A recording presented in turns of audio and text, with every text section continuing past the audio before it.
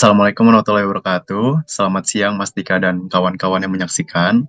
Kami dari gabungan kelompok 9 dan 10 ingin memaparkan materi kami yaitu Outlet Selection and Purchase. Ini adalah member-member kami. Yang pertama ada Agin, terus yang kedua ada Aisyah Athena, terus ketiga ada Zahra, ada India Afifah, ada Muhammad Safar Falahi, ada Anissa Mutiara, ada Davina, sama ada saya sendiri, Haryo. Berikut adalah materi-materi yang akan kami bahas selama video ini, yaitu ada yang pertama outlet choice versus product choice, yang kedua ada online shopping trend, ketiga ada attributes affecting retail outlet selection, terus yang keempat ada e-commerce competition in Indonesia, terus yang kelima ada consumer characteristic and outlet choice, terus yang keenam ada in-store influence, terus yang selanjutnya ada store atmosphere, dan yang terakhir adalah consumer decision making process. Di sini saya ingin menjelaskan materi saya yaitu outlet choice versus product choice. Nah, di sini saya mengambil materi dari Mas Dika. Di sini saya ingin menjelaskan tentang bagaimana saya sebagai pengusaha akan menghadapi pendekatan-pendekatan oleh konsumen saya yang berbeda-beda gitu loh. Nah, di sini ada 3 pendekatan utama. Yang pertama ada outlet first, brand second, terus yang kedua ada brand first, outlet second, terus yang ketiga ada simultaneous atau simultan. Nah, untuk kondisi yang pertama yaitu outlet first, brand second, pada strategi ini konsumen akan memutuskan outlet mana yang akan mereka kunjungi terlebih dahulu sebelum mereka akhirnya membeli sebuah produk gitu loh. Pada kategori pertama ini, tentunya sebagai retailer dan manufaktur akan memiliki strategi yang berbeda-beda. Tentunya untuk retailer sendiri akan akan melakukan seperti image advertising, seperti mereka akan mengiklankan toko mereka dengan iklan visual. Terus yang kedua ada margin management on sales space, displays, atau mereka tuh kayak akan menempatkan produk-produk yang mereka jual itu sesuai dengan jenisnya masing-masing supaya bisa memudahkan konsumen-konsumen dalam mencari produk yang mereka butuhkan. Terus yang ketiga ada location analysis. Tentunya location analysis sendiri sebagai pendekatan pertama yaitu outlet first, brand second, di mana konsumen akan memilih outletnya dahulu baru membeli produk. Di sini lokasi pastinya akan sangat penting. Seperti Carrefour pastinya akan mencari tempat yang strategis seperti di tempat-tempat yang dimana akan dijangkau oleh banyak konsumen gitu loh. Lalu di sini ada sudut pandang dari manufaktur atau si produsennya. Tentunya si produsen ini akan melakukan distribution in key outlets. Maksudnya ini adalah mereka akan mendistribusikan atau memastikan produk-produk mereka ini tersedia di outlet yang mereka kerjasamai, yang akan dikunjungi oleh banyak konsumen. Terus yang kedua ada point of purchase, sales space, position. Nah, di sini adalah mereka akan menempatkan produk-produk mereka di tempat-tempat yang memang sesuai dengan passion mereka. Seperti misalnya mereka ini adalah produk-produk skincare. Berarti mereka akan menempatkan produk mereka di outlet tersebut di rak-rak skincare yang mungkin nanti akan memudahkan si konsumen mencari produk mereka gitu loh. Terus yang ketiga, programs to strengthen existing outlets. Nah, di sini maksudnya adalah karena mereka tahu produk mereka tersedia di si outlet itu, maka mereka akan memperkuat atau mereka akan menyediakan program agar produk mereka dan outlet itu tuh akan mudah dijangkau dan akan menarik perhatian yang lebih banyak oleh konsumen-konsumen di luar sana gitu loh. Nah, untuk pendekatan yang kedua ini adalah brand first, outlet second. Nah, karena ini bentuknya adalah mereknya dulu yang dipikirkan oleh konsumen baru outletnya, jadi tentunya strategi yang disediakan oleh retailer dan manufakturnya akan berubah lagi gitu loh. Tentunya sebagai retailer di sini cukup akan harga yang sesuai gitu loh. Misalnya kondisi di sini adalah Sapar. Sapar itu membutuhkan sepatu baru yaitu sepatu Nike gitu loh. Karena dia butuh sepatu Nike, jadi mereka tahu kalau di tempat mereka ini menyediakan Nike, misalnya di sini outletnya ini deh, Sport Station deh paling gampangnya. Karena Sport Station ini menyediakan Nike, maka Sport Station akan menghadirkan Nike dengan harga yang memang affordable untuk si Sapar gitu loh. Terus yang kedua, tentunya mereka akan menyediakan produk-produk variasi Nike itu banyak di sana, yaitu management on or key brands gitu loh. Terus yang ketiga, cooperative advertisement featuring brands. Nah, di sini Sport Station tentunya akan melakukan iklan kerjasama sesuai yaitu Nike untuk memberitahu bahwa mereka ini memang menghadirkan produk Nike di outlet mereka gitu loh. Nah, sekarang dari sudut pandangnya si manufaktur atau si Nike-nya sendiri. Jadi Nike sendiri juga di sini akan melakukan exclusive distribution atau bisa dibilang mereka tuh akan melakukan distribusi yang memang benar-benar sesuai dengan passion mereka. Contohnya di sini paling gampangnya adalah Nike ini mungkin fokusnya pada dunia olahraga. Jadinya mereka akan mencari atau mendistribusikan produk-produk mereka itu pada outlet-outlet yang berhubungan dengan olahraga. Nah, contohnya di sini adalah Sport Station. Nah, yang kedua adalah brand availability advertising atau yellow page. Nah, di sini tuh maksudnya adalah kayak begini. Mereka tuh akan mengiklankan produk-produk mereka bahwa mereka itu hadir di berbagai outlet yang memang sudah mereka tujui gitu loh. Misalnya kayak paling gampangnya mungkin dari ini deh, dari brand-brand makanan dulu ya. Contohnya Roti O gitu ya. Nah, Roti O ini mengeluarkan menu baru yaitu Krombo O. Nah, karena Krombo O ini baru keluar, mereka mengiklankan bahwa Krombo ini bisa dinikmati oleh konsumen tapi di outlet-outlet tertentu gitu loh. Jadi mereka mengiklankan outlet-outlet mana yang memang mereka sudah menghadirkan menu baru si Chromebook ini. Nah, terus yang ketiga adalah brand image management. Nah, tentunya sebagai produsen di sini mereka tuh harus memerhatikan kualitas dan originalitas mereka yang akan mereka distribusikan ke outletnya itu. Itu semua demi memastikan konsumen akan mengenal dan mempercayai mereka tersebut. Makanya brand image management ini sangat penting.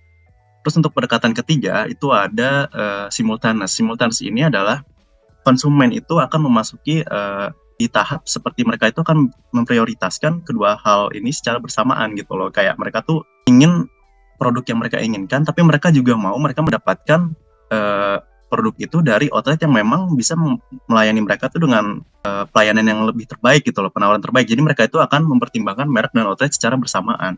Nah, pada kategori kali ini, tentunya retailer dan manufaktur punya strategi yang mungkin akan menggabungkan dari dua kondisi di atas gitu loh. Contohnya ya, retailer di sini akan menaruh harga,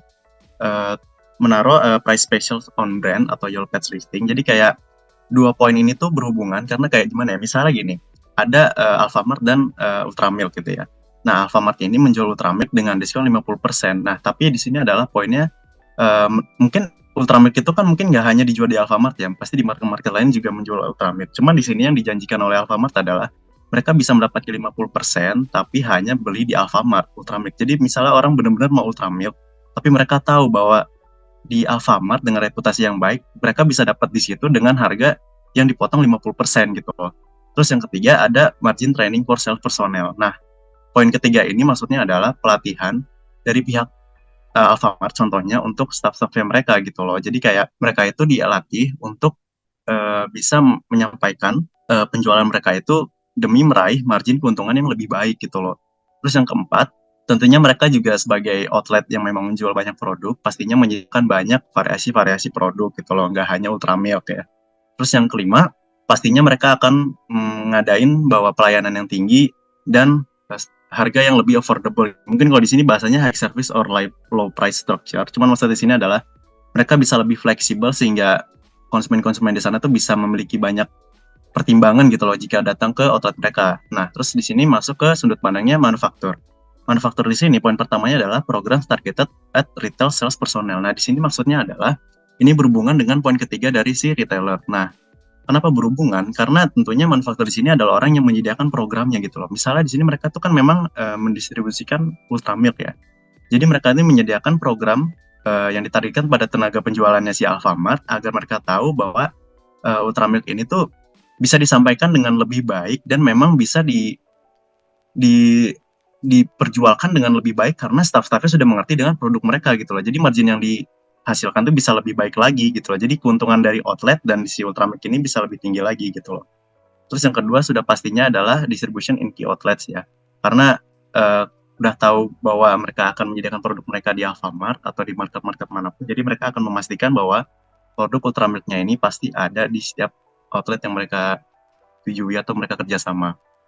Terus yang ketiga ada namanya cooperative advertising. Ini juga mirip sama bagian yang retailer yang di brand first outlet second ya. Tentunya mereka akan kerjasama dalam beriklankan. Kayak misalnya benar Ultramilk itu menghadirkan mereka di Alfamart. Jadinya mereka bekerja sama seperti Alfamart-nya akan menyediakan 50% diskon untuk Ultramilk sendiri. Tapi juga itu hanya untuk di Alfamart. Jadinya kayak Ultramilk jadi mendapat keuntungan lebih banyak di Alfamart, tapi Alfamart juga akhirnya banyak yang menjangkau karena mereka tahu bahwa di Alfamart lebih banyak promonya gitu. Jadi kayak konsumen ini tuh ketika mereka membuat keputusan pembelian, udah pasti kayak kondisinya bakal beda-beda karena itu juga setiap kondisi itu akan merubah setiap strateginya oleh retailer dan manufaktur itu sendiri. Yang mungkin bisa dilanjutkan materinya oleh Athena. Adalah online shopping trend. Tren berbelanja online semakin berkembang pesat dengan semakin banyak konsumen yang memilih kenyamanan dan kemudahan berbelanja dari rumah. Hal ini didorong oleh beberapa faktor, termasuk yang pertama ada kemudahan akses internet. Semakin banyak orang yang memiliki akses internet, semakin mudah bagi mereka untuk berbelanja online. Yang kedua, meningkatkan penggunaan smartphone. Smartphone telah menjadi perangkat utama untuk mengakses internet dan banyak toko online yang dioptimalkan untuk pengguna mobile. Yang ketiga, harga yang kompetitif. Toko online seringkali dapat menawarkan harga yang lebih murah daripada toko tradisional karena mereka memiliki biaya overhead yang lebih rendah. Yang keempat, variasi produk yang lebih luas. Toko online biasanya memiliki lebih banyak pilihan produk daripada toko tradisional karena mereka tidak dibatasi oleh ruang fisik. Yang kelima, Kemudahan pembelian. Belanja online memungkinkan konsumen untuk berbelanja kapan saja, di mana saja, dan tanpa harus meninggalkan rumah. Dan yang terakhir ada ulasan dan rekomendasi. Konsumen dapat membaca ulasan dan rekomendasi dari pembeli lain sebelum memberi produk, yang dapat membantu mereka membuat keputusan yang tepat. Tren kekinian yang mengubah cara kita berbelanja. Lebih banyak orang beralih ke belanja online. Kini, wanita dan orang dewasa sama-sama memanfaatkan internet untuk berbelanja, bukan hanya remaja. Mengapa? Karena belanja online menawarkan banyak keuntungan. Contoh nyata tren belanja online dalam kehidupan sehari-hari seperti meningkatnya jumlah konsumen online. Contohnya, ibu rumah tangga yang menghemat waktu dan tenaga dengan berbelanja online untuk kebutuhan rumah tangga dan anak-anak. Karyawan kantoran membeli gadget atau elektronik online dengan mudah dan praktis tanpa harus ke toko offline elektronik. Selanjutnya ada pelajar seperti mencari buku, alat tulis, atau fashion terkini dengan harga yang terjangkau.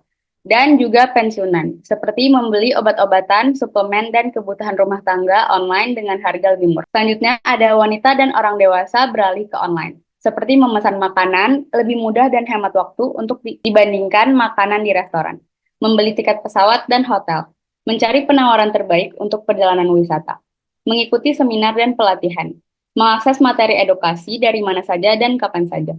Selanjutnya, ada beberapa keuntungan belanja online, seperti desain web yang menarik dan mudah dinavigasi, memudahkan konsumen menemukan produk yang diinginkan, kenyamanan, berbelanja dari rumah kapan saja, di mana saja, tanpa harus mengantri, keamanan, teknologi keamanan canggih melindungi informasi pribadi dan keuangan. Jadi orang-orangnya juga belanja online tuh ngerasa secure. Dan harga yang kompetitif. Harga lebih murah karena biaya overhead toko online lebih rendah. Online shopping menjadi pilihan utama bagi banyak orang karena mereka menawarkan kemudahan, kenyamanan, keamanan, dan harga yang kompetitif. Di masa depan, tren ini diprediksi akan terus berkembang seiring dengan semakin banyaknya orang yang memiliki akses internet dan smartphone.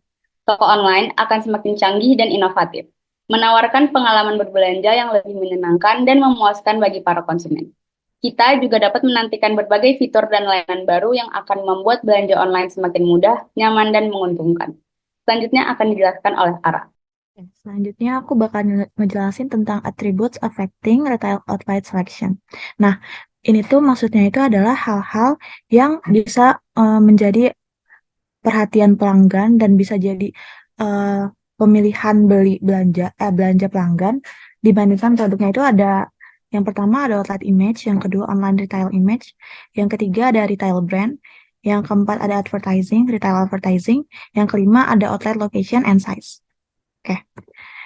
Pertama, ada outlet image itu komponennya itu ada merchandise yang pertama. Nah, merchandise ini mengacu pada aspek yang ditawarin oleh gerai kayak kualitas, variasi, ketersediaan, harga, penataan, dan keunikan. Nah, semakin banyak variasi produk yang ditawarin oleh suatu gerai itu, semakin besar kemungkinan juga konsumen bakal milih gerai itu. Konsumen juga suka sama gerai-gerai yang selalu punya stok. Jadi misalnya kayak hypermart itu kan kayak banyak banget pilihannya, banyak banget stoknya juga selalu ada. Jadi kalau misalkan kita bingung mau belanja apa gitu pasti pikirannya kayak coba lihat di hypermart ada nggak, itu kan jadi opsi juga. Terus ada service. Nah, service ini meliputi responsivitas dan kecepatan pelayanan, keramahan, kompetensi pengetahuan dan keahlian, menangani keluhan dan cepat tanggap. Kayak misalnya kita mau belanja ke gerai, pasti si penjaga toko atau SPG atau yang punya toko itu juga jadi patokan kita untuk milih gerai. Kayak misalnya kita ke suatu toko tapi yang jaganya itu kayak jutek gitu. Kita kan jadi kayak males juga ya lama-lama di toko. Nah, itu juga bisa buat pilihan belanja kita itu kurang. Lalu selanjutnya ada klientel. Klientel ini kayak mouth to mouth. Jadi ulasan positif dari teman kita atau keluarga terdekat kita gitu. Itu juga bisa jadi alasan pemilihan belanja pelanggan. Kayak misalnya kita lagi kumpul bareng terus tiba-tiba ada teman kita yang rekomendasiin tempat, kemarin gue makan di cafe ini enak banget gitu. Kita kan jadi kayak kebawa pengen ikut gitu. Terus ada convenience. Nah, convenience ini lokasi dan tempat parkir, lokasi strategis, dekat pemukiman, tempat kerja atau pusat keramaian dengan kesediaan tempat parkir. Nah, jadi tempat juga ngaruh banget. Jadi kalau misalkan tempatnya itu di tempat yang kita jarang orang lewat atau kita terpencil gitu, misalnya kan juga jadi dikit orang yang tahu ya dibandingkan sama kalau misalnya naro toko di dekat tempat kerja atau di dekat pemukiman atau di dekat pasar gitu kan banyak orang lalu lalang juga jadi lebih banyak change pelanggan datangnya. Nah, terus ada physical facilities. Nah, physical facilities ini kayak desain, kebersihan, tata letak. Nah, eh, lihatnya contoh kayak di bawah ini, misalnya pasar tradisional. Ini tuh yang di kiri ada pasar tradisional juga, tapi dia kayak becek, banyak sampahnya, terus penataannya juga pusing gitu, berantakan. Dibandingin sama pasar tradisional yang sebelah kanan itu pasar tradisional yang ada di Bogor, yang guys namanya pasar bersih. Itu kan jadi kayak enak juga ya, ada misalnya kayak ada tempat berlindung juga, jadi nggak kehujanan, terus rapih juga, bersih, nggak kotor, nggak becek. Kalau misalkan dibandingin sama dua tempat ini, misalnya tempat ini bilang aja kayak deketan gitu, terus harganya juga nggak jauh beda. Pasti orang-orang juga banyak datangnya ke tempat yang di Pasar Bersih Bogor ini yang di sebelah kanan. Oke, next slide. Next ada promosi. Nah, promosi ini kayak iklan yang menarik, yang mudah diingat, dan menarik perhatian pelanggan. Kayak misalnya bacaan buy one get one, terus kayak bacaan sale, terus flash sale dengan sign-sign merahnya itu. Terus biasanya juga untuk menarik pelanggan yang banyak, itu tulisan-tulisan yang warna merah ini nih, ditaruhnya kayak gede-gede dan di depan toko. Tuh, lihat gede banget ya. Bisa dilihat di gambar kayak gede banget, bahkan tulisannya itu lebih gede daripada produknya. Ada juga yang tulisannya sale-nya itu lebih gede daripada harganya. Itu biar menarik mata pelanggan gitu. Terus kayak biar mudah diingat juga. Next slide. Next slide ada store atmosphere. Nah, misalnya kayak pencahayaan, aroma musik, warna, dan kepadatan. Nah, ini juga sebelumnya pernah dibahas di minggu-minggu sebelumnya, dijelasin sama Gaby. Ini tuh kayak uh, vibes tokonya gitu. Kayak misalnya di sini ada 4 contoh aku buat. Contoh pertama itu kayak vibes-nya kayak girly, itu pasti banyak didatanginya sama cewek-cewek. Nah, yang kedua ada vibes yang sedikit dark gitu. Biasanya ini kayak orang yang pengen bener-bener buat sendirian kayak introvert gitu, buat me time gitu. Terus ada yang semi-semi alam gitu. Itu juga bisa narik sama pecinta alam. Nah, yang keempat ini ada kayak store K-pop, kayak cafe shop K-pop gitu. Itu juga kan narik atmosfernya juga beda-beda ya. Jadi narik pelanggannya juga beda-beda tergantung sama segmented targeting coffee shop itu. Terus ada institusional, itu kayak reputasi toko, kayak keterlibatan toko dalam komunitas atau kegiatan sosial gitu. Nah, misalnya kayak pasti kalian pernah kan kalau mau beli suatu barang, misalnya kayak ada yang jualan baju. Nah, bajunya ini misalnya kayak 80% bakal didonasiin ke misalnya ke Palestine gitu. Itu kan ada aja pasti orang yang mau beli baju itu bukan untuk bajunya, tapi untuk charity-nya gitu. Terus ada post transaction. Post transaction ini kayak setelah kalian berkunjung ke toko itu atau setelah kalian beli barang tersebut itu gimana? Atau kalian bakal rekomendasiin itu ke orang lain atau enggak? Atau kalian tuh kayak kurang puas, jadi kalian malah bakal jelek-jelekin toko itu. Itu juga bisa jadi alasan pelanggan lain datang atau beli barang gitu. Terus next, yang kedua ini ada online retail image. Nah, ini tuh kayak online shop gitu. Nah, ini alasan pelanggan membeli sesuatu di online shop ini yang pertama ada usefulness. Usefulness ini kayak penawaran produk dan pemberian informasi dengan baik. Kayak nampilin informasi stok secara real time. Jadi kalau misalkan di all shop tuh jangan kayak misalnya di webnya itu kita ready warna merah kuning hijau gitu. Tapi pas kita pesan warna merah malah habis tiba-tiba stoknya. Terus yang datang malah warna ungu. Misalnya itu kan jauh banget ya. Jadi buat pelanggan kecewa dan kayak kayaknya jangan deh beli di uh, online shop yang ini lagi gitu. Terus yang kedua ada enjoyment. Enjoyment ini kayak desain web atau gambar foto produk yang menarik. Admin shop-nya juga harus responsif, fitur interaktif kayak video produknya banyak, foto produknya banyak. Terus ada ulasan komentar dari pelanggan-pelanggan yang pernah beli juga. Terus proses pembayarannya juga mudah, banyak pilihannya. Terus ada unboxing experience juga. Kalau misalkan online shop kan pasti kita paketnya ya, itu juga ada unboxing experience-nya. Kalau misalkan paketnya kayak solatip semua, banyak isi solatipnya kan rumit juga ya, kita bukanya susah juga. Jadi itu bisa ngurangin enjoyment kita dalam berbelanja di online shop tersebut. Terus ada trustworthiness. Ini tuh kayak reputasi testimoni, sertifikasi kebijakan, keamanan, komunikasi transparan, dan konsistensi. Terus ada ease of use atau easy to use. Nah, easy to use ini kayak webnya itu nggak rumit, jadi mudah dipahami sama semua kalangan. Terus terstruktur juga, ada kategorinya juga jelas, kategori makanan di kategori makanan, kategori produk pakaian di produk pakaian. Terus ada fitur pencarian. Nah, fitur pencarian ini juga ngebantu banget, kayak misalnya kayak fitur pencarian lewat gambar gitu. Jadi kalau misalkan kita nggak tahu nih nama produknya apa, kita bisa cari aja lewat gambar gitu. Terus ada informasi pengiriman dan pengembaliannya juga jelas. Terus proses pembayarannya juga aman. Next slide. Nah, next itu ada style. Style ini kayak tampilan visual, pemilihan produk yang konsisten, kayak game, kayak tema tertentu, tren, branding. Nah, contohnya ini kayak Sociala. Sociala ini kan kayak udah brandingnya tuh pink banget. Nah, kan dia juga ada tuh nama websitenya Sociala ya, nama web Sociala. Itu tuh juga dibuat kayak pink girly gitu, lucu. Nah, itu tuh sesuai dengan stylenya Sociala gitu. Terus ada familiarity, itu advertising online dan offline.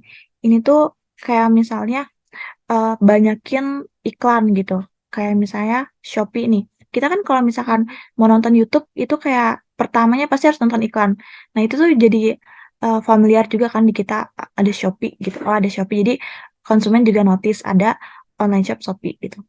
Terus terakhir ini ada settlement. Settlement ini kayak fast and flexible delivery and transaction. Contoh kayak pengiriman cepat, jangkauan pengirimannya juga luas, pilihan layanan pengirimannya banyak, transparansi biayanya ada. Jadi kita tahu ongkir kita misalnya dari Bogor ke Bandung itu berapa, ongkirnya berapa, harga produknya berapa.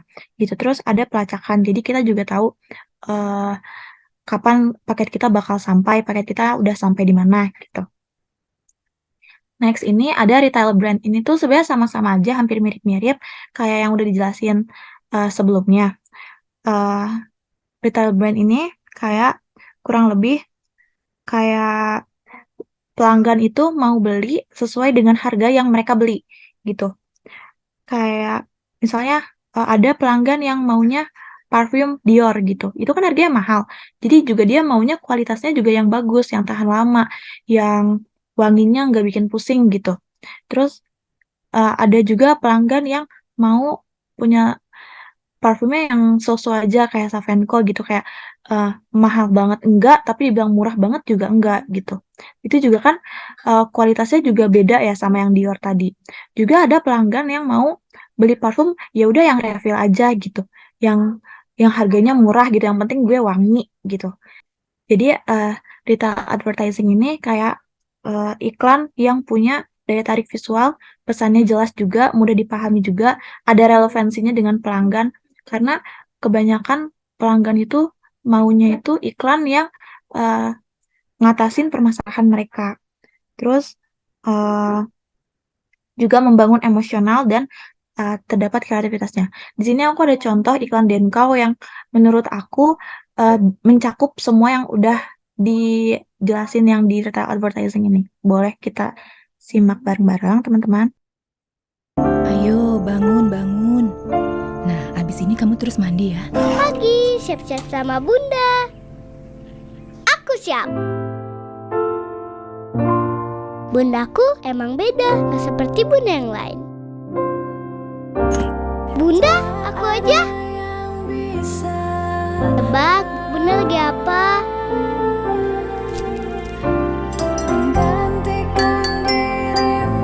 Tapi hebatnya bunda, ia selalu tahu apa yang aku butuh. Hai, hebat kan bundaku? Ini bunda, Tidak ada yang bisa mengalahkan sempurnanya cinta Bunda. Nutrisi dan kau selalu dukung cinta Bunda. Dari Nestle. Nah, di sini yang terakhir ada outlet location and size. Nah, lokasi sama ukuran dari outlet juga jadi pengaruh pelanggan untuk beli atau ngunjungin suatu tempat. Misalnya aku sama teman-teman aku, misalnya teman-teman aku nih banyak. Nah, kalau misalkan mau ke coffee shop, nah lihat deh coffee shop yang sebelah kiri itu. Misalnya berenam, jadi sama aku bertujuh gitu kan kayak terlalu numpuk gak sih? Jadi kita pasti milih opsi coffee shop yang lain gitu. Kayak yang di sebelah kanan itu kan jadi kayak luas banget, mungkin itu sekelas juga bisa. Jadi kayak lebih banyak juga pelanggan yang dicakupnya. Nah, mungkin segitu aja materi dari aku. Selanjutnya bakal dijelasin sama partner aku yang lain. Oke, selanjutnya saya akan membahas topik yang teman saya sudah bahas, yaitu Athena, mengenai online shopping trend. Nah, online shopping sendiri itu udah trending nih, seperti e-commerce berikut yang akan saya jelaskan. Nah, di sini ada e-commerce competition in Indonesia atau kompetisi e-commerce di Indonesia. Nah, di sini ada table yang menunjukkan peringkat dari e-commerce yang ada di Indonesia. Lalu ada monthly web visit, lalu ada ranking di App Store dan juga Play Store, lalu ada trend di Twitter, Instagram, sampai Facebook, dan juga ada number of employee atau pekerjanya ada berapa. Gitu. Boleh di next? Nah, di sini saya akan mempersempit menjadi 4 saja karena waktunya terbatas. Yang pertama ada Shopee. Shopee sendiri itu foundernya yaitu Forrest Li dan juga C Group. Dan monthly visitornya sampai 93 juta lebih. Lalu unique featuresnya ada Shopee Live, yang dimana di sini itu penjual bisa menggunakan Shopee Live ini untuk memperkenalkan produknya. Dan juga bisa membantu calon pembeli untuk menentukan nih produk apa yang pengen dibeli. Contohnya kayak penjual yang menjual baju, dia itu calon pembeli ini tuh bingung mau ukuran berapa untuk berat badan dan tinggi sekian. Nanti itu bisa dibantu oleh penjualnya di Shopee Live ini. Lalu selanjutnya ada Shopee Games. Shopee Games sendiri ini contohnya kayak Cocoki yang kemarin trending. Dan ini jika kita memenangkan gamesnya akan mendapatkan koin, lalu diganti menjadi diskon di aplikasi Shopee. Lalu selanjutnya ada Shopee Pay Later, yang dimana Shopee Later ini kita bisa membeli suatu produk di Shopee dengan cara menyicil. Jadi bisa dicicil dalam 6 bulan atau juga 12 bulan. Nah, selanjutnya ada Tokopedia. Foundernya yaitu ada William Tanuwijaya, Leontinus Alva Edison, dan juga Goto. Nah, monthly visitornya sendiri ada 86 juta lebih. Lalu untuk unique features-nya ada Top Ads. Top Ads di sini yaitu iklan yang dijual oleh Tokopedia untuk para penjual agar produknya itu berada di urutan paling atas. Jadi contohnya, misalkan penjual ini menjual botol Tupperware misalnya. Lalu dia itu menggunakan Top Ads. Lalu nanti produknya ini akan ada di urutan atas pencarian di Tokopedia gitu. Jadi memudahkan atau membuat para calon pembeli ini lebih melihat produk ini lebih cepat gitu. Lalu selanjutnya ada live shopping. Ini sama aja kayak Shopee Live. Lalu ada Feed. Feed ini tuh fitur yang unik menurut saya karena Feed ini tuh ada video-video singkat lalu diselipkan promosi produk dari brand-brand di Tokopedia. Lalu selanjutnya ada Lazada. Lazada sendiri ini foundernya yaitu Rocket Internet dan juga Alibaba Group. Lalu monthly visitornya sendiri sampai 22 juta lebih. Lalu unique featuresnya sendiri ada Last Live, itu sama aja kayak Shopee Live. Lalu ada Last Mall, yang dimana kita bisa membeli produk dengan jaminan originalnya gitu. Lalu selanjutnya ada fitur like, ini sama aja kayak fitur feed di Tokopedia. Yang terakhir ada Bukalapak. Nah, Bukalapak sendiri ini foundernya ada Ahmad Zaki dan Nugroho Heru Cahyono. Lalu monthly visitornya sendiri sampai 35 juta lebih. Unique featuresnya sendiri ada Bukamart. Jadi Bukamart ini kita itu bisa membeli produk-produk seperti sayuran segar, buah-buahan, dan lain sebagainya di Bukalapak. Jadi kita nggak perlu keluar rumah gitu. Lalu selanjutnya ada penyedia kelas prakerja. Ini unik banget, setelah aku download, aku tuh menemukan fitur ini. Jadi di mana Bukalapak ini menyediakan yang namanya kelas prakerja. Misalkan kayak calon pekerja ini tuh belum bisa yang namanya Excel. Di sini tuh disediain kelas-kelas Excel dalam kurun waktu berapa bulan gitu. Jadi membantu calon pekerja untuk belajar lebih dahulu gitu. Lalu selanjutnya ada Bukareksa, di sini itu kayak untuk belajar yang namanya investasi. Boleh di next. Lalu selanjutnya ada faktor yang membuat mereka menjadi urutan atas monthly visitornya. Yang pertama ada Shopee, promosi tanggal kembar, 99, 10, 10, 11, 11, 12, 12, dan lain sebagainya. Nah, di sini itu pada mulanya bukan Shopee yang memulai promosi ini, tetapi Shopee merupakan e-commerce yang paling konsisten. Jadi, top of mind dari masyarakat sendiri, jika diingat tanggal kembar, itu ingatnya dengan Shopee. Lalu selanjutnya ada Shopee Affiliate Program. Nah, program ini tuh contohnya jadi kayak ada orang yang membuat video outfit of the day. Lalu dia di komen itu ditanya, bajunya beli di mana, Kak? Kacamatanya beli di mana, Kak? Nanti dijawab, oh ini ada di link nomor sekian, sekian, sekian. Nah, di link itu ada link-link untuk Shopee itu. Jadi, memudahkan para calon pembeli untuk membeli produk yang seperti digunakan oleh dia gitu. Selanjutnya ada Tokopedia. Yang pertama terintegrasi dengan Gojek. Hal di sini itu memudahkan para pengguna GoPay atau Gojek juga untuk menggunakan Tokopedia. Jadi dia itu pembayarannya lebih simpel, bisa menggunakan GoPay dan juga dapat cashback dan juga promo dari GoPay tersebut. Lalu selanjutnya ada Lazada. Nah, Lazada ini kemitraan eksklusif dengan influencer dan juga selebriti di Last Life. Jadi, influencer atau selebriti ini melaksanakan yang namanya live, lalu mempromosikan produk-produk yang ada di Lazada. Gitu. Lalu selanjutnya ada Last Mall yang menawarkan produk otentik yang terjamin, yang sudah saya jelaskan sebelumnya. Lalu ada Bukalapak, memberikan kategori yang jelas untuk produknya, contohnya itu ada Buka Auto. Nah, Buka Auto ini tuh membantu banget. Jadi kayak contohnya Buka Auto tuh artinya Bukalapak otomotif. Jadi khusus barang-barang otomotif aja. Lalu selanjutnya ada voucher diskon dan juga gratis ongkir yang memudahkan para calon pembeli untuk membeli produk di Bukalapak. Itu aja presentasi dari aku, dilanjutkan oleh temanku yang lain. Oke, sekarang masuk ke poin kelima, yaitu consumer characteristics and outlet choices. Jadi di sini aku bakal bahas tentang tipe-tipe konsumen yang mempengaruhi mereka pada suatu produk di suatu outlet. Jadi, tipe-tipe konsumen itu terbagi menjadi dua. Yang pertama, shopping orientation dan perceived risk. Shopping orientation itu apa sih? Shopping orientation itu adalah gaya berbelanja yang memberikan penekanan khusus pada aktivitas atau motivasi berbelanja tertentu. Jadi ini biasanya tuh kayak mereka tuh lebih fokus kepada motivasi mereka membeli suatu produk di suatu outlet gitu. Jadi lebih fokus ke motivasinya. Lalu untuk perceived risk ini merupakan tipe konsumen yang memikirkan resiko saat membeli produk atau layanan, baik finansial resiko ataupun sosial resiko. Jadi untuk tipe konsumen yang ini tuh lebih fokus kepada resiko yang akan mereka dapatkan setelah mereka membeli suatu produk gitu. Jadi dari awal tuh mereka udah memikirkan resiko tersebut. Boleh di next. Oke, masuk ke shopping orientation. Jadi berdasarkan PPT Mas Dika, shopping orientation ini tuh terbagi menjadi 6 jenis konsumen lagi. Yang pertama ada chameleons atau bunglon. Kenapa sih disebut tipe konsumen bunglon?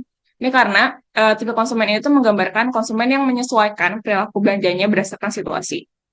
Jadi, biasanya tipe konsumen itu spesifik pada suatu situasi dan seringkali berubah sesuai berjalannya waktu.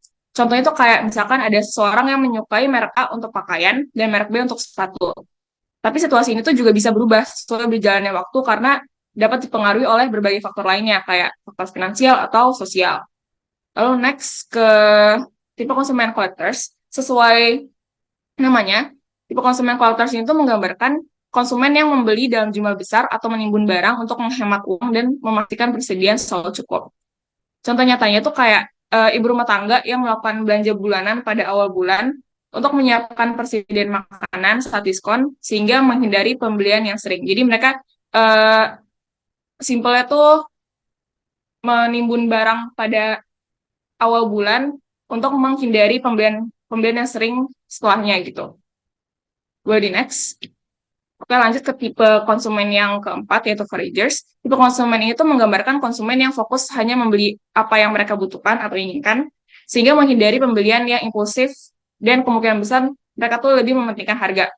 Jadi tipe konsumen itu biasanya tuh udah melis dulu dasar belanjaan yang akan mereka beli sebelum mereka datang ke suatu outlet, sehingga mereka tuh cuman fokus ke list belanja mereka aja dan menghindari melihat produk lain di toko. Lalu tipe konsumen yang keempat, yaitu hibernans. Tipe konsumen itu menggambarkan konsumen yang melakukan pembelian berdasarkan penemuan peluang daripada kebutuhan yang direncanakan. Jadi tipe konsumen itu sering membeli barang ketika diskon, padahal mereka tuh nggak perlu barang tersebut gitu loh. Jadi mereka lebih impulsif gitu, dan karena karakteristik mereka yang seperti ini, mereka juga seringkali menunda pembelian yang diperlukan gitu. Lalu tipe konsumen yang kelima ada predators. Tipe konsumen ini tuh menggambarkan konsumen yang fokus mendapatkan apa yang mereka butuhkan dengan cepat dan efisien. Oke, lanjut ke tipe konsumen kelima, yaitu predators. Tipe konsumen itu menggambarkan konsumen yang fokus mendapatkan apa yang mereka butuhkan dengan cepat dan efisien. Tipe konsumen ini tuh mirip dengan tipe konsumen sebelumnya, yaitu foragers, yang lebih berfokus dengan apa yang mereka butuhkan daripada apa yang mereka inginkan. Jadi biasanya tipe konsumen ini tuh langsung menuju barang tertentu ketika mereka datang ke suatu outlet, dan mereka langsung buru-buru bayar gitu. Jadi bedanya tipe konsumen predators dengan foragers, tipe konsumen predators ini juga memikirkan waktu dan keefisiensian. Jadi kayak selain mereka hanya membeli barang apa yang mereka butuhkan, mereka juga memikirkan waktu gitu. Lalu tipe yang terakhir yaitu scavengers. Tipe ini tuh menggambarkan konsumen yang cenderung melakukan pembelian tidak terencana, seringkali dipengaruhi oleh keinginan mendadak atau kebiasaan melihat-lihat. Tipe ini juga mirip dengan tipe konsumen yang hibernans. Jadi tipe ini tuh seringkali datang ke suatu toko, tidak hanya membeli apa yang mereka butuhkan, tetapi malah membeli apa yang mereka inginkan juga gitu. Biasanya tipe ini tuh menjadikan kegiatan belanja menjadi hiburan mereka. Boleh di next. Oke, lanjut ke karakteristik konsumen yang kedua, yaitu perceived risk. Seperti yang tadi sudah saya jelaskan, karakteristik perceived risk ini tuh karakteristik yang memikirkan resiko sebelum mereka membeli suatu produk. Karena saat kita membeli suatu produk tuh bisa mengandung resiko seperti tidak berfungsi seperti yang diharapkan.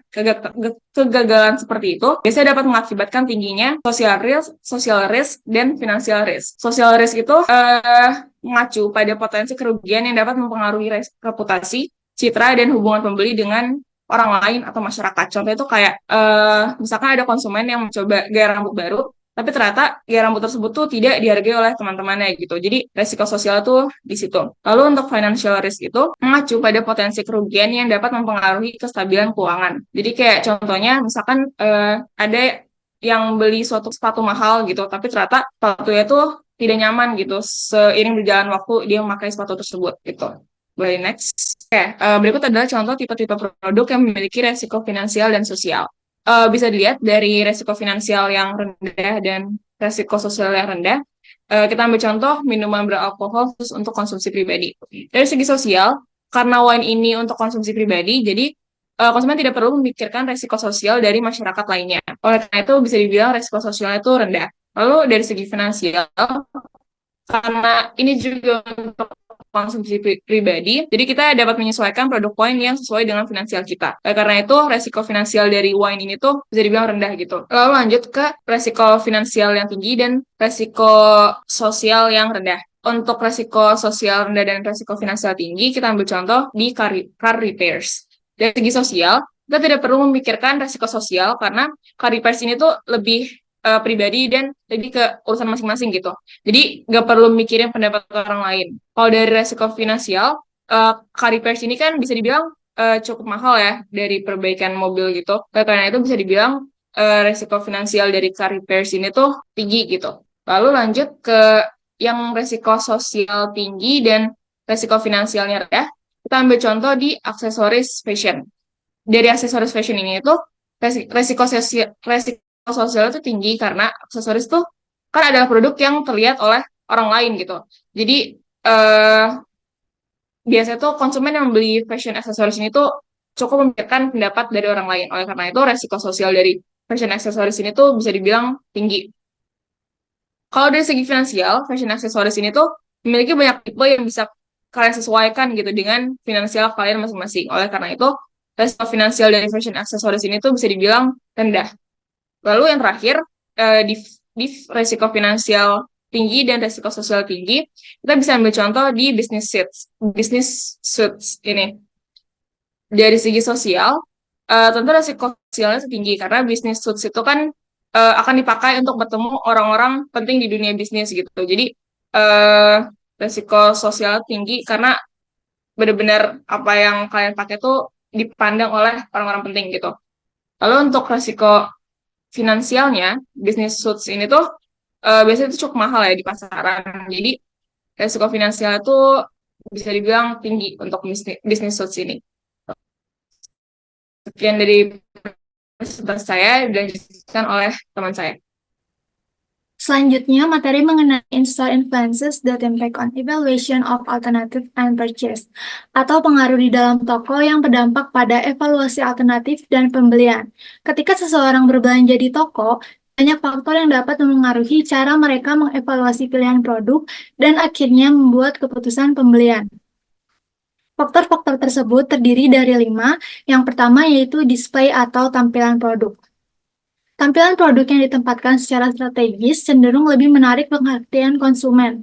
Contohnya, misalnya kita datang ke sebuah toko sepatu untuk membeli sepatu, misalnya Converse model A. Tapi saat pertama kali kita datang ke toko tersebut, yang ditempatkan di depan adalah sepatu Converse model B, sehingga lebih mudah terlihat dan lebih menarik. Yang tadinya kita hanya ingin mencari sepatu model A, jadinya tertarik untuk melihat sepatu model B terlebih dahulu. Faktor yang kedua yaitu price reduction atau penurunan harga.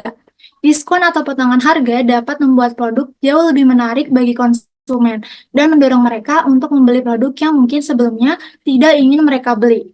Contohnya, saat kita sedang mencari sepatu model A tadi, kita tidak sengaja melihat diskon, misalnya diskon 20% di sepatu model B. Karena harga sepatu model B lebih murah, kita jadi tertarik dan membandingkan sama sepatu model A.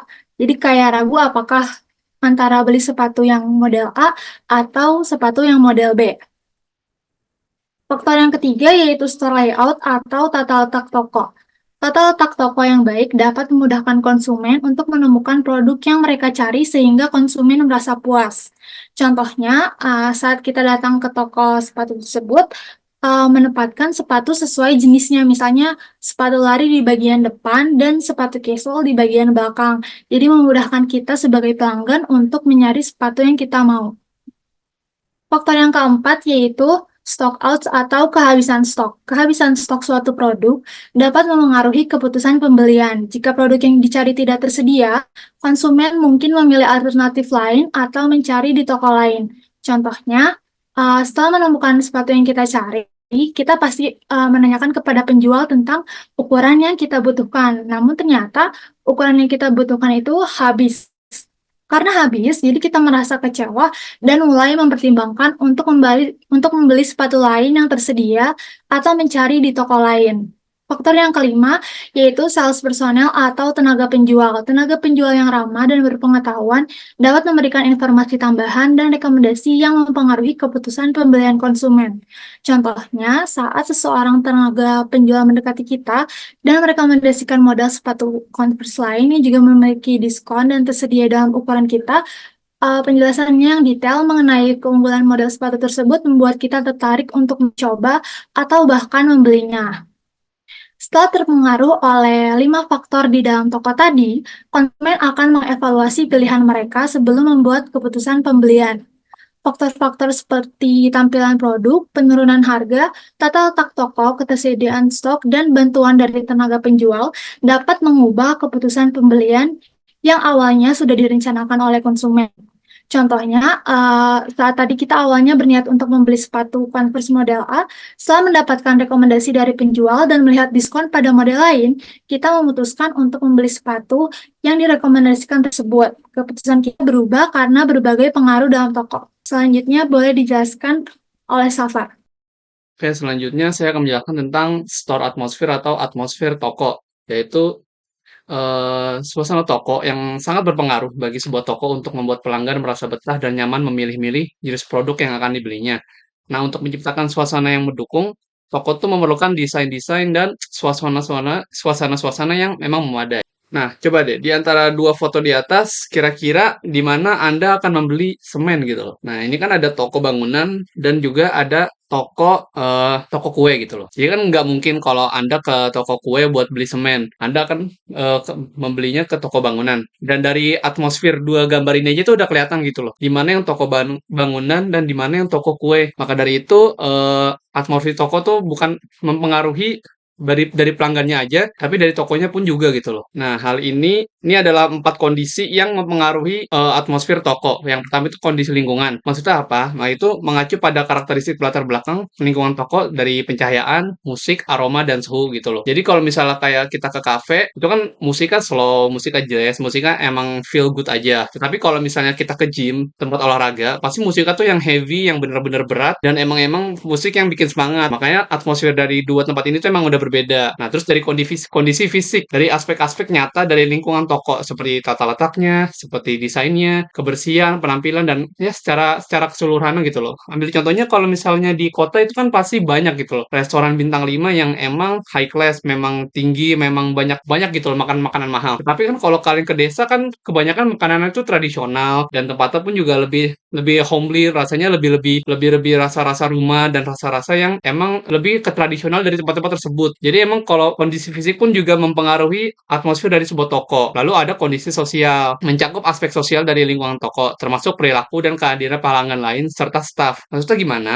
Kalau misalnya kalian ke toko mainan, itu kan pasti karyawan-karyawannya tuh bukan berbeda daripada karyawan-karyawan pada toko komputer. Kalau toko mainan pasti akan lebih happy, mereka akan lebih ngejelasinnya secara simpel, oh ini adalah mainan ini adalah mainan itu. Tapi kalau kalian ke komputer dan kalian nanya karyawan tersebut tuh akan lebih jelasin secara apa yang kalian tanya dengan detail gitu loh, agar kalian tuh lebih tertarik dengan apa yang mau kalian beli. Terus simbol. Nah, kalau kalian ke toko kue ataupun ke toko bangunan, itu ada perbedaan di simbolnya. Maksudnya apa? Kalau kalian ke toko bangunan, pasti banyak brand-brand macam-macam yang kayak semennya ada brand ini atau ada palu brand ini, ada palu merek lain itu pasti brand lain banyak. Tapi kalau kalian ke toko, biasanya itu cuma ada satu brand aja gitu loh. Misalnya toko kue Jeko gitu, misalnya toko donat Jeko. Nah, udah semua barang di situ atau semua makanan di situ semuanya milik Jeko gitu loh. Nah, tadi udah ada kondisi yang mempengaruhi atmosfer toko. Nah, sekarang tuh atmosfer toko tuh mempengaruhi apa aja?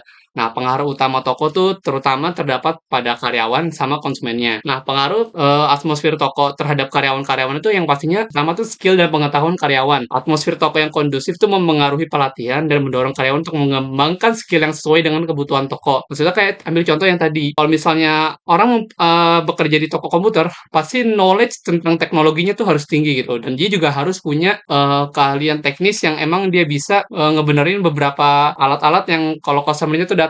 Beda sama orang yang bekerja di restoran. Orang di restoran nggak bakal mungkin bisa benerin komputer gitu loh. Jadi mereka emang punya pelatihan masing-masing dan mereka juga punya skill yang berbeda-beda daripada toko-toko lain yang menyesuaikan kebutuhan tokonya masing-masing. Mood usaha dan komitmen karyawan di setiap toko pun juga pasti berbeda-beda. Misalnya kalau misalnya ada di restoran, misalnya tuh orang-orangnya tuh orangnya lebih ramah, orangnya juga lebih santai, lebih asik. Tapi kalau misalnya kalau ke kalian, misal ke toko anak kecil tadi, misalnya toko mainan anak kecil, biasanya orang-orang akan lebih lembut, akan lebih lebih fun, lebih baik, dan lebih apa ya, lebih lebih ramah gitu loh terhadap anak kecil. Nah, ini tadi kan pengaruh terhadap konsumen, tadi kan pengaruh terhadap karyawan udah, sekarang pengaruh terhadap konsumennya. Nah, yang pertama tuh kesenangan dan waktu yang dihabiskan di toko. Kalau atmosfer toko itu bagus, atmosfer toko itu sesuai dengan apa yang konsumennya tuh harapkan, pasti konsumennya tuh akan lebih banyak ngabisin waktu dan lebih bersenang-senang di toko tersebut. Ambil contoh gini deh, paling gampangnya kalau misalnya kalian ke Indomaret gitu loh. Kalau Indomaret kan adem dan emang udah nyediain barang-barang yang emang kalian butuhin gitu loh. Misalnya kalau kalian ke Indomaret cuman buat beli Aqua, tapi kan tempatnya adem dan itu siang hari gitu loh. Kalian cuma datang, kalian pura-pura milih lama di depan kulkas gitu loh. Padahal mah kalian ngadem. Nah, itu kan adalah contoh kalau atmosfer toko yang baik itu seperti itu gitu loh. Dan barang-barang yang dilihat serta informasi yang didapatkan pun juga banyak nih. Ini poin kedua. Barang-barang yang dilihat serta informasi yang didapatkan kalau misalnya kalian ke toko yang atmosfernya sesuai, itu akan lebih banyak gitu loh. Dan dia akan lebih banyak melihat barang-barang. Jadi misalnya emang dia mau hari ini cuma mau beli barang ini. Nah, tapi ketika dia keliling toko, dia ngeliat barang lain nih. Nah, mungkin dia akan balik lagi ke toko itu dan akan balik lagi buat ngambil barang itu di kemudian hari. Lalu ketika mereka udah dapat barang yang mereka inginkan, pasti mereka akan beli terus puas gitu loh. Dan next day mereka akan balik lagi dan itu semua karena mereka punya atmosfer toko dan toko ini memiliki penataan barang yang sesuai dengan apa yang customer-nya tuh konsumennya harapkan. Oke, selesai dari saya. Next-nya akan dijelaskan oleh partner saya lainnya. Selanjutnya adalah consumer decision making process atau proses pengambilan keputusan konsumen. Nah, si consumer decision making process ini itu adalah langkah-langkah yang diambil oleh konsumen untuk memilih, membeli, dan menggunakan produk atau layanan tertentu. Nah, langkah-langkah ini tuh melibatkan beberapa tahapan. Yang pertama ada problem recognition. Nah, problem recognition ini adalah pengenalan masalah. Di tahap ini, konsumen itu menyadari adanya kebutuhan atau masalah yang harus dipecahkan. Contohnya, seseorang nih menyadari bahwa HP lamanya itu udah usang atau perlu diganti dengan yang baru. Nah, selanjutnya dia akan masuk ke tahap information search. Nah, di sini itu konsumen itu mencari informasi tentang produk atau layanan yang dapat memenuhi kebutuhan atau memecahkan masalah yang sebelumnya udah dia identifikasi. Nah, ini tuh bisa melibatkan penelusuran secara online, ngelihat review-review orang, atau kayak tanya jawab dengan teman atau keluarga. Habis itu kayak lihat video di YouTube dan lainnya. Selanjutnya ada alternative evaluation atau evaluasi alternatif. Jadi kan tadi dia udah dapet nih informasinya. Nah, di tahap ini itu dia si konsumen ini bisa mengevaluasi berbagai pilihan produk atau layanan yang tersedia. Jadi dia bisa ngebandingin tuh kira-kira produk mana yang dari segi fitur, harga, kualitas, merek, dan faktor-faktor lain itu yang cocok gitu sama dia sehingga dia bisa memutuskan nih kira-kira produk mana yang nantinya bakal dia pilih. Selanjutnya ada purchase decision atau keputusan pembelian. Nah, di tahap ini konsumen membuat keputusan untuk membeli produk atau layanan yang mereka pilih setelah tadi udah dievaluasi. Ini bisa jadi di sini di tahap ini tuh dia bisa beli secara online di toko fisik atau di tahap ini juga dia bisa sama sekali nggak beli kalau ternyata menurut dia itu ada nggak ada yang cocok gitu sama yang dia mau gitu. Selanjutnya ada post purchase decision evaluation atau evaluasi pasca pembelian. Nah, di tahap ini itu kan tadi dia udah nih beli produk atau gunain suatu layanan. Konsumen ini tuh mengevaluasi kepuasan mereka terhadap pengalaman pembelian dan penggunaan produk atau layanan tersebut. Ini melibatkan perbandingan antara harapan awal dengan kenyataan yang dialami setelah pembelian, serta reaksi emosional terhadap produk atau layanan tersebut. Misalnya, apakah produk yang dia beli ini sesuai dengan apa yang diharapkan dan apakah produk ini tuh memenuhi kebutuhan dia gitu. Dan apakah si produk ini tuh juga memberikan nilai yang diharapkan atau enggak. Sekian presentasi dari kelompok kami. Kurang lebihnya mohon maaf. Assalamualaikum warahmatullahi wabarakatuh.